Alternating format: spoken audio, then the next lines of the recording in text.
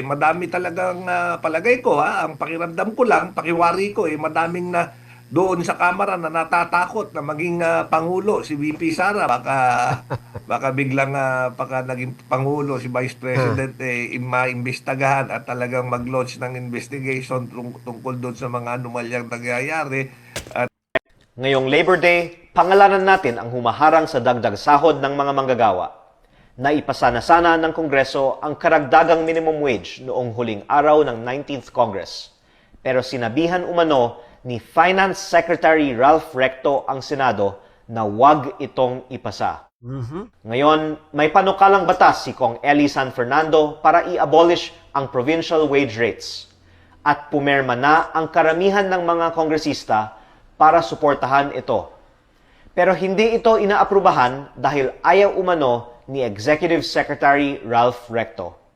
Suportado rin ng halos lahat ng kongresista ang pagbaba ng VAT. Pero sinabi sa akin ng ating committee chair na hindi ito pinagbobotohan dahil tutol dito si E.S. Ralph Recto.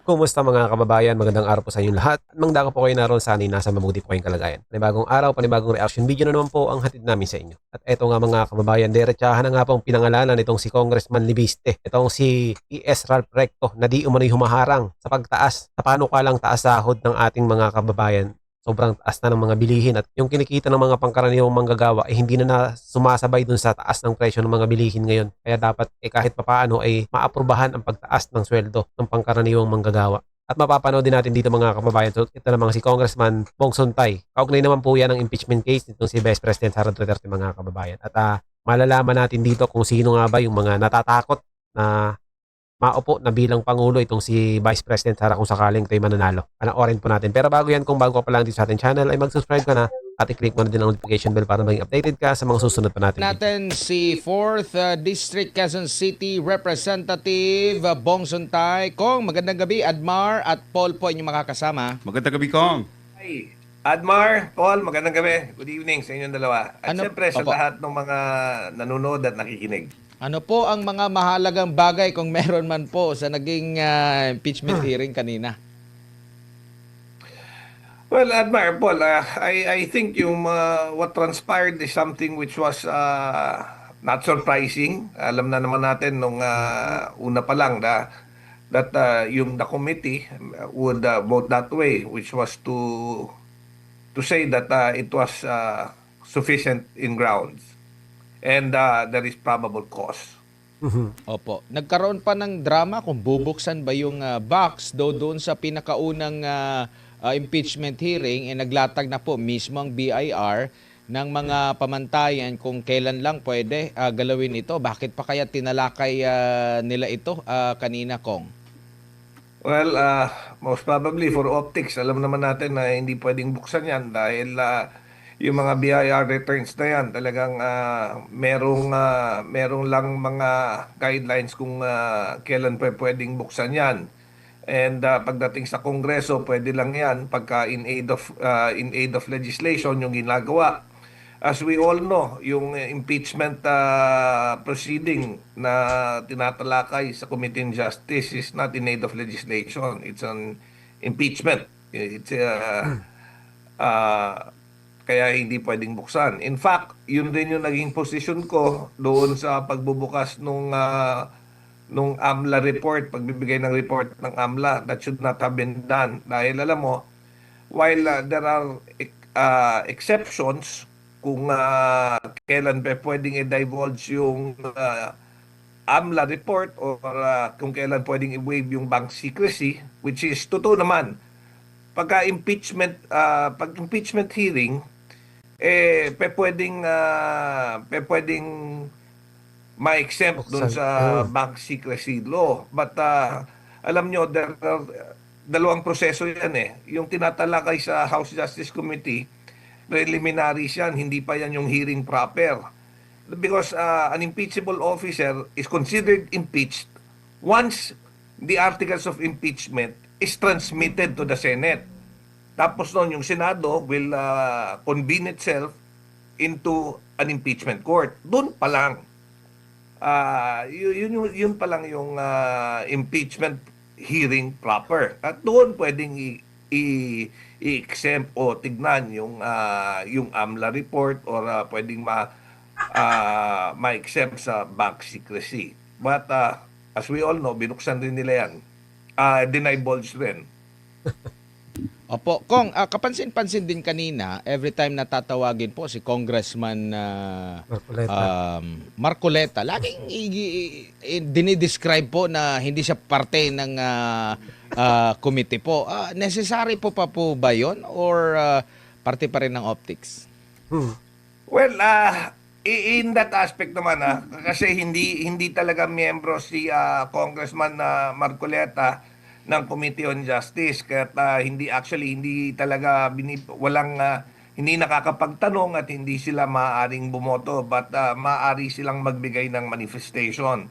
Sadly, kanina, Admar, hindi ako naka-attend ng hearing because there was a conflict in my schedule, pero gusto ko nga sanang mag-attend ng hearing na yon because I wanted to raise certain points. Opo. Dito naman tayo sa pag-usad po, no? Kasi ang susunod nito ay sa plenaryo na po, sa salang itong impeachment na ito. Meron po kasi kaming nababasa ng mga balita, pwede nyong i-confirm, pwede nyong i-deny, kung ano lang po yung nalalaman ninyo, lalo na yung naging post din ni Congressman Pulong Duterte na nag-iikot na ba, may pinapatawag ba mga chief of staff, may mga pinapangako na ba na ganito yung project, kung hindi ka tatalima, kung hindi ka susuporta sa impeachment, wala kang project at kung ano-ano pa, Kong. Well, maaring ganyan. Alam mo, as what happened nung previous impeachment, di ba, sinabi rin ni Congressman Toby Chanco dyan, na during the previous impeachment, may mga pinangakong mga proyekto na ibibigay if you vote in favor of the impeachment. Ngayon, ako wala naman lumalapit sa akin. Siguro hindi Alam na. hindi naman ako naaalok ng anong project. Siguro more or less alam na siguro nila kung ano yung boto ko, kaya hindi tayo nilalapitan. But as far as my Doon yan lalapit sa mga yung mga nag-aalangan pa kung saan sila boboto. projects are concerned in my district, alam mo, meron tayong mga kagaya yung mga ini-endorso ko for medical assistance. Alam mo, bumalik sa akin yung at yung mga pasyente at sinabi hindi na raw sila tinanggap. So sabi ko, siguro maaari siguro I'm being penalized for yung aking stand, yung aking posisyon pagka ako nagsasalita, Grabe siguro that's part of it. Pati iba naman yung mga simpleng tao, yung mga pangangailangan ng mga pangkaraniwang mamamayan, idadamay mo dahil lang yung stand ng representative na nakakasakop sa iyo ay taliwas sa kagustuhan ng kung sino man yung kumukontrol dyan sa pondo na yan.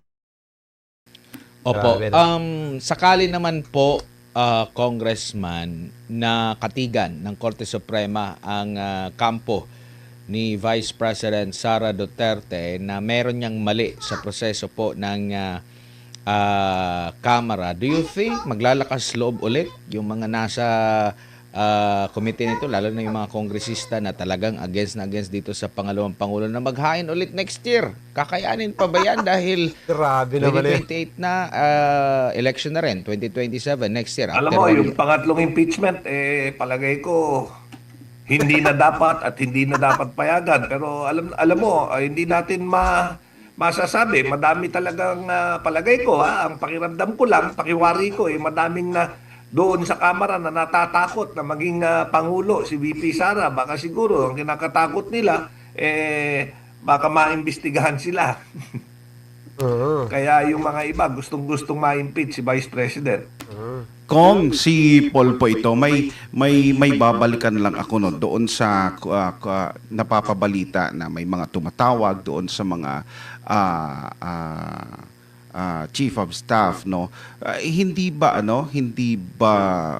lalabas na another abuse of power, authority na naman ito, na hindi na ba ito bago para sa mga kongresista na mahilig sa ganitong klaseng paggamit ng kapangyarihan para lang masunod yung mga gusto nila, lalong-lalong dito sa pagdating sa impeachment versus Vice President Sara?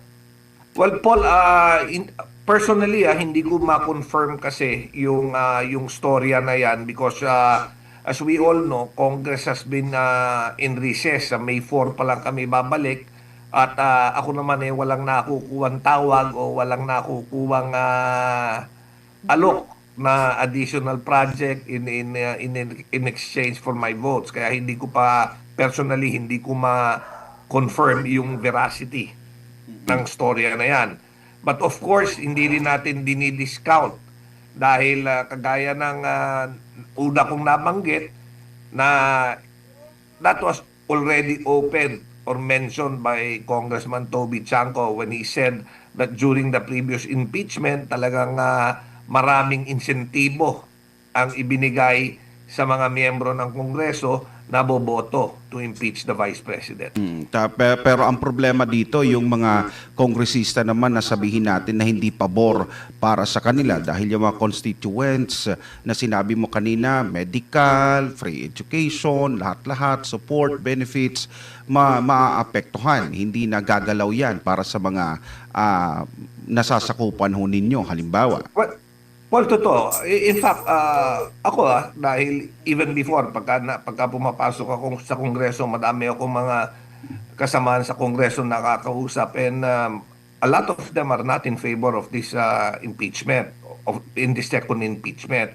Dahil ang concern nila, alam mo, sa dinami-dami ng kontrobersya na bumabalot ngayon sa Kongreso, hindi na kailangan dagdagan ng isa pang issue na kagaya nitong second impeachment proceeding. Ngayon, madami sa kanila ang ayaw nga sumuporta dito sa impeachment, pero pag nakakausap ko sila, natatakot rin silang mag-voice out ng kanilang stand na ayaw dahil natatakot sila maapektuhan yung pondo nila at mga proyektong maaaring ibaba sa kanilang kadistrito.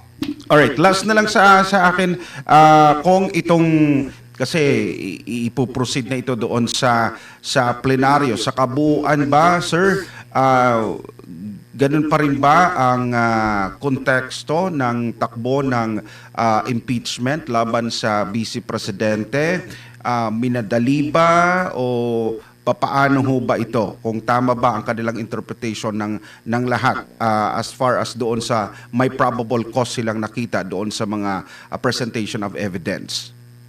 Well, alam mo, with regards to improbable cause, unang-una, kagaya nga nung inattendan kong hearing when they were divulging yung mga contents nung o yung AMLAC report, I said, hindi dapat i-divulge yan because it was not part of the exception kung saan pwedeng yung mga nilalaman ng mga data ng mga bank transaction mo pwedeng isa publiko because that is contrary to the bank secrecy law. Pero anong sinabi? Hindi naman raw yung bangko yung sinamon nila at hindi raw kinuha yung data from any bank personnel. Pero ano ba yung ni-report ng AMLA? Di ba nanggaling rin yan sa data given by the bank, mga bank transaction. Ang masakit nga dito is the narrative that they were trying to project.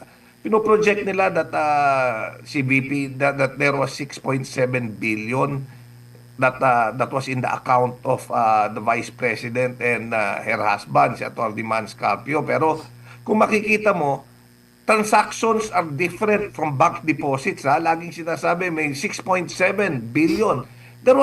Walang 6.7 billion doon sa account ni Vice President at ni Atty. Mans Carpio. These were transactions in and out na transactions mula 2005 hanggang 2025.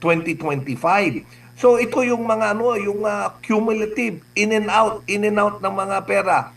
Ang sinasabi nila, these are yung mga transactions raw are yung which was reported sa AMLAC raw yun, red flag? Hindi. Dahil mandated under RA 9160, any bank deposits 500,000 and above, automatic yan na nire-report sa AMLA. So pagka may perang diniposito sa'yo, 500,000 pesos or above, isang transaction yan, that's automatically reported. Hindi ibig sabihin suspicious yan. Pagka yung diniposito sa'yo, ibinalik mo, nilabas mo ulit yung 500, that's another transaction for the same amount, for the same money. So, ibig sabihin, naka-flag na sa'yo, naka-report sa'yo, may 1,000,000 na lumabas at pumasok sa account mo kasi 500 pumasok, 500 lumabas. Pero in fact, ang bank account mo, 0 yung laman. So, mukhang malaki. Isipin mo, over the span of 20 years, talagang maaaring merong ang 6.7 billion worth of transactions. But it doesn't mean yun yung nasa account. Tapos lagi yung sinasabi, ito yung transactions na nireport ng AMLA for a certain year. Ito naman yung SALN for this particular year. Hindi talaga magbabangga yun. As I mentioned, ang report ng dun sa AMLA are transactions na in and out. Ang laman ng bangko mo is a different things. Talagang hindi magbabangga yung amount.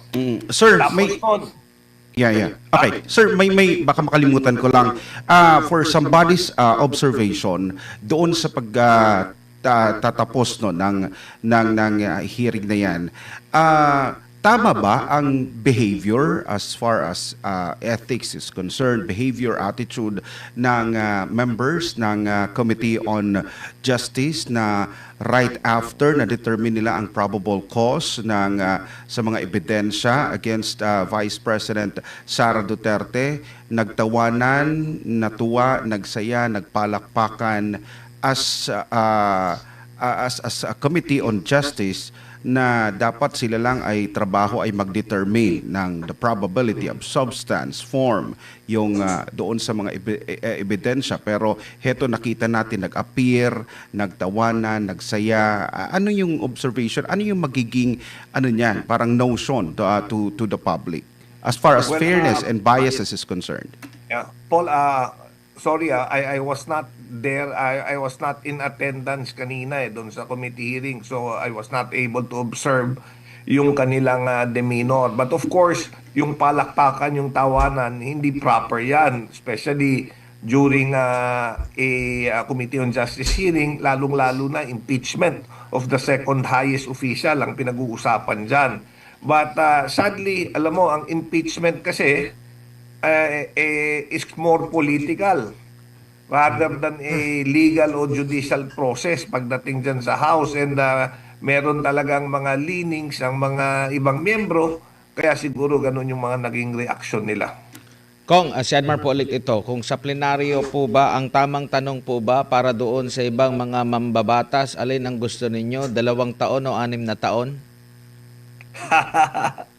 Alam mo, palagay ko na-consider na rin. Na-consider na rin yan ng mga ibang tao. Kaya, like what I said, kaya siguro yung mga iba gustong-gustong ma-impeach si Vice President dahil may takot sa kanila na baka biglang pagka naging Pangulo si Vice President maimbestagahan at talagang mag-launch ng investigation tungkol doon sa mga anomalyang nangyayari. At siguro yung mga iba natatakot. Opo, huli na lang po mula sa akin na Kong, laman po ng social media yung tali ng ating mga kababayan. 2-0 na raw po pabor sa kay Vice President Sara Duterte dito po sa mga desisyon ng Korte Suprema kontra sa Kongreso po. Ano po masasabi nyo rito? Well, yeah.